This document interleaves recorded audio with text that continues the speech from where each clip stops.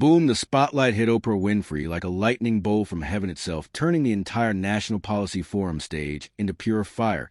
She strutted out in a purple pantsuit so sharp it could cut glass, radiating that billionaire confidence that makes millions hang on her every word. The crowd, packed with policy wonks, media sharks, and political heavyweights, went dead silent, waiting for America's queen of talk to drop truth bombs on the nation's moral meltdown. But behind the velvet curtain, Congresswoman Jasmine Crockett stood like a lioness in navy blue, scrolling through her phone with ice-cold focus. Her staff had just slid her the leaked transcript of Oprah's speech, and as she read, her blood turned to lava. Oprah was about to twist her voting record into a pretzel lie about her policies and paint her as a villain at Washington. Minutes earlier, the moderator had introduced Winfrey like she was the second coming, the voice of a Generation A self-made billionaire who gets the struggle. The crowd lost their minds in applause, and Oprah opened her mouth. Our leaders have failed us, she boomed, voice thick with drama. Politicians like Jasmine Crockett push policies that divide, not unite. Backstage, Crockett's eyes turned to steel. Her press secretary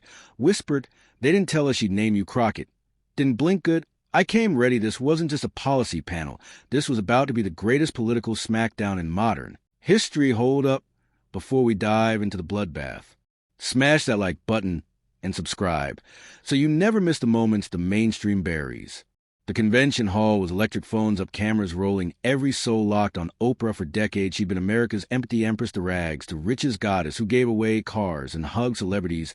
But today, no free Pontiacs today. She was here to preach about political division, tearing America apart. She paced the stage like a pastor, in a mega church voice dripping with that signature soul I've spent my life listening to Americans from every walk of life. She started, and what I hear now, it breaks my heart. Politicians like Representative Crockett have abandoned moderation.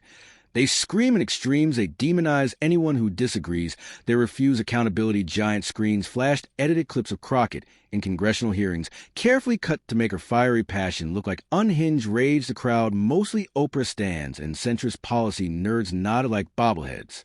Just last month, Oprah shook her head like a disappointed mom. Representative Crockett blocked a bipartisan bill to help working families. All because it didn't meet her radical demands. This my way, or the highway attitude. That's why Washington is broken. Backstage, Crockett's jaw tightened at 40, for she was a Harvard law beast, a civil rights warrior who'd fought in Texas courtrooms for voting rights and justice long before Congress politics wasn't her hustle. It was her calling. Her chief of staff shoved a tablet in her hand. Oprah wisdom is already trending. They've been setting this hit piece up for weeks. Rumor is she never even read the bill. Crockett pulled up the real legislation on her phone. She's either lying or lazy, she said, voice calm but lethal. That bill had a poison pill amendment that would have gutted child care for 300,000 families to fund corporate tax breaks. She looked up, eyes blazing. We didn't kill A, we killed a fine print that would have stolen. In nervous production, assistants scurried over. Congresswoman, you're on in 3 minutes. Ms. Winfrey's team says stick to pre-approved questions.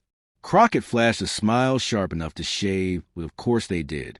She adjusted her blazer, checked her reflection, and slid her phone into her pocket. On its screenshots of Oprah's own hypocritical quotes. Sound bites don't beat receipts, she muttered. And today America's about to learn. The moderator's voice boomed. Please welcome Congresswoman Jasmine Crockett.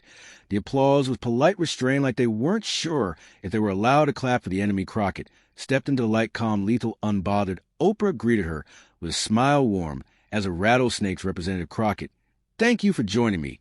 Can we agree finding common ground is crucial in today's divided world? Crockett sat, adjusted her mic like a sniper, zeroing in. Thank you, Ms. Winfrey. Common ground is great, but only if it's built on truth, not lies. A ripple of ooze swept the crowd. This wasn't the usual Oprah guest kissing the ring. Oprah tilted her head, fake concern dripping. Sounds like you're defensive. Before we even start, is that the problem with compromise? Crockett didn't flinch. I'm not defensive. I'm direct. Your audience deserves to know you lied about my record before I walked out here.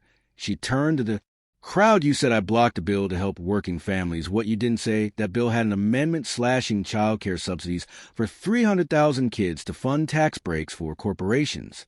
Oprah tried to pivot. Politics is about compromise. Compromise shouldn't mean screwing the poor. Crockett fired back. And maybe your audience should know your production company was set to cash in on those same tax breaks. Gassed the room. Exploded. The moderator lunged, and maybe we should know. Crockett cut him offhand, raised like a queen. Transparency matters. You framed this as a talk on values, but forgot to mention your wallet was in the game then. The screens glitched. Crockett's digital team had hacked The feed suddenly, the Jumbotron flash financial records, Oprah's investments in companies set to profit from the bill $247 million in tax breaks for Harpo Productions. The technical director scrambled, but too late the truth was burning on screen. Oprah's smile. Cracked. This is inappropriate. We're here for civil dialogue. Civil doesn't mean censor. Crockett shot back unity, started with honesty about who's getting rich. The moderator sweated bullets. Let's talk infrastructure. Crockett pulled out her phone gladly. But first, let's replay your words. She hit play. Oprah's voice echoed. Politicians like Crockett speak in absolutes, vilify opponents, refuse to admit they're wrong. Crockett stare her down. That sound nuanced to you, or like the divisive garbage you're preaching against. The crowd was silent. You could hear a pin drop in a hurricane. Oprah's team signaled frantically. A producer whispered to the moderator, who blurted, "We'll take a short break." Crockett's voice cut through before the mic died. "We breaking because I brought facts." Social media detonated. Crockett exposes Oprah, receipts over rhetoric. Oprah, who clips, went viral in minutes. Crockett handing out printed evidence like Professor Oprah's face. When the financials hit the screen, legendary backstage, Oprah's team was in full meltdown. This was the deal. Her publicist screamed she was opposed to play nice. Meanwhile, Crockett sipped water like she was at a brunch. "They'll cut my mic next." She told her staff, "Activate Plan B." When the break ended, the vibe had flipped. The audience came for Oprah inspiration. They were getting a masterclass in accountability.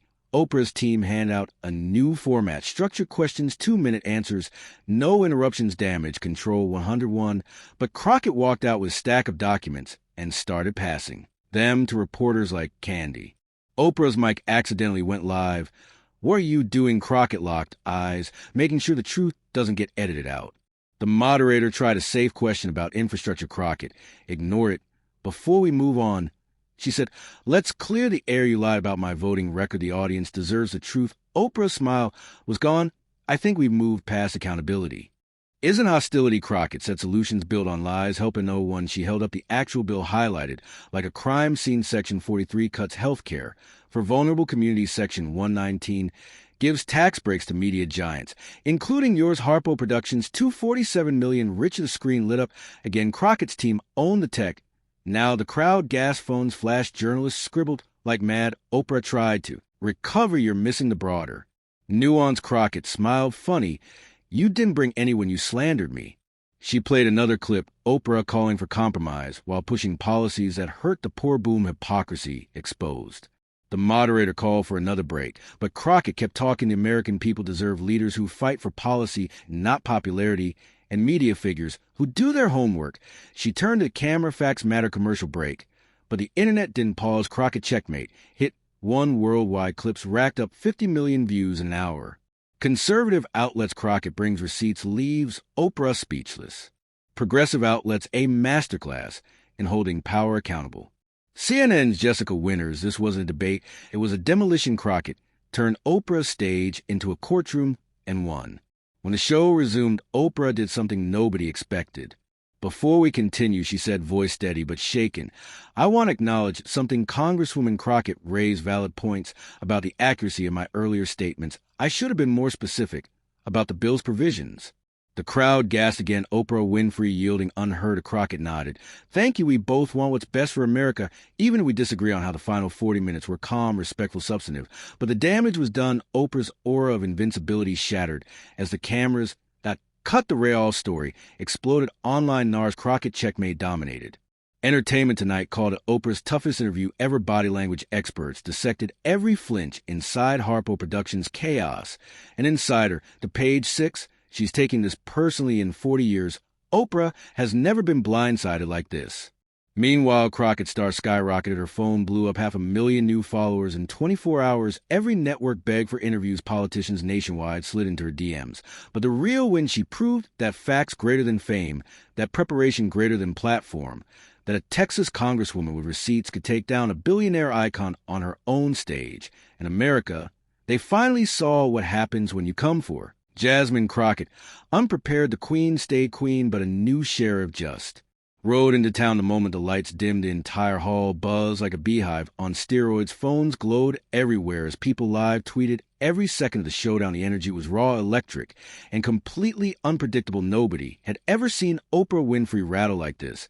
and the world was eating it up. Crockett walked off stage with her head-high staff trailing behind her like soldiers after victory. Her press secretary was already fielding calls from MSNBC, CNN, Fox News, and every podcast. Under the sun, the phrase, "bring the receipts," became an instant meme plastered across TikTok, Instagram.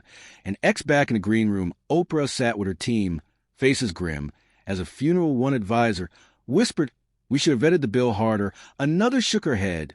She came with a full legal brief. This wasn't a talk show. Guess this was a prosecutor. Meanwhile, Crockett's phone vibrated. Nonstop notifications poured in like a flood. Congratulations poured from civil rights leaders, former prosecutors, and even rival politicians. One text from a senior senator read, "You just changed the game. The internet didn't sleep." Clips of Crockett holding up the highlighted bill became GIFs. In seconds, memes showed Oprah's stunned face next to captions like, "When you bring vibes, and she brings evidence." Another viral post read, "Oprah said compromise Crockett. Said show me the money trail by midnight. Crockett checkmate." Was a #1 trend worldwide, beating celebrity breakups and sports highlights combined. Late night hosts were already writing monologues. Stephen Colbert tweeted, "Can someone send Oprah a thesaurus? She might need the word receipts." The next morning, Crockett woke up to a different world. Her follower count had tripled overnight. Brands slid into her DMs asking for partnerships. Political action committees begged for endorsements. And most importantly, young women across the country flooded her mentions with messages like, "You showed us how to fight with facts." Oprah's team went into overdrive crisis mode. A statement was drafted, then redrafted, then scrapped entirely. Sources said she spent hours on the phone with top PR experts trying to figure out how to spin the narrative without looking weak. One insider leaked she's furious, but also impressed. Nobody has ever come at her like this. Crockett didn't gloat. She posted a simple message on X: "Thank you for watching. Yesterday wasn't about me versus anyone. It was about truth versus distortion. Facts will always win." Stay informed, stay engaged. A clip of her saying facts matter played on loop across every major network. Morning shows dissected every second. Analysts debated whether this marked the end of celebrity political endorsements or the beginning of a new era of accountability. Conservative commentators hailed Crockett as a hero for exposing media bias. Progressive voices praised her for holding power to fire, even when that power wore a purple pantsuit. Centrists just sat back and watched the chaos with popcorn. Inside Congress, whispers spread like wildfire. Junior members asked veteran staff, "How do we get on Team Crockett?" Senior lawmakers scheduled meetings to pick her brain on strategy. One Democratic leader was overheard saying, "We need 50 more like her." Oprah finally broke her silence with a carefully worded Instagram post. She shared a throwback photo from her early talk show days with the caption, "Learning every day, grateful for tough conversations." Growth comes from challenge. The comments section exploded, half cheering her humility, half calling it damage control. Crockett responded in kind during a live CNN interview. When asked if she regretted anything, she smiled and said, "Not a single word. I came to speak truth. That's what I did." The host pressed, "Do you think Oprah will recover?" Crockett shrugged. "Icons evolve.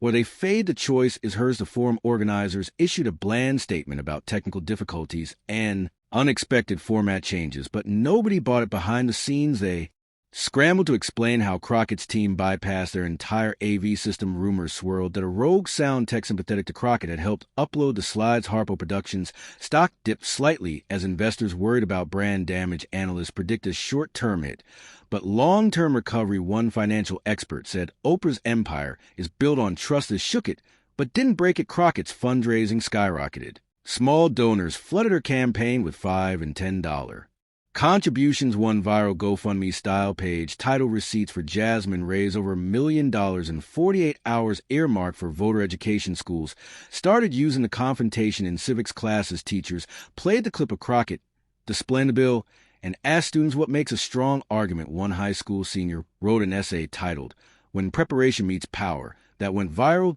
Don't forget to hit the notification bell to stay updated. Subscribe for more powerful video.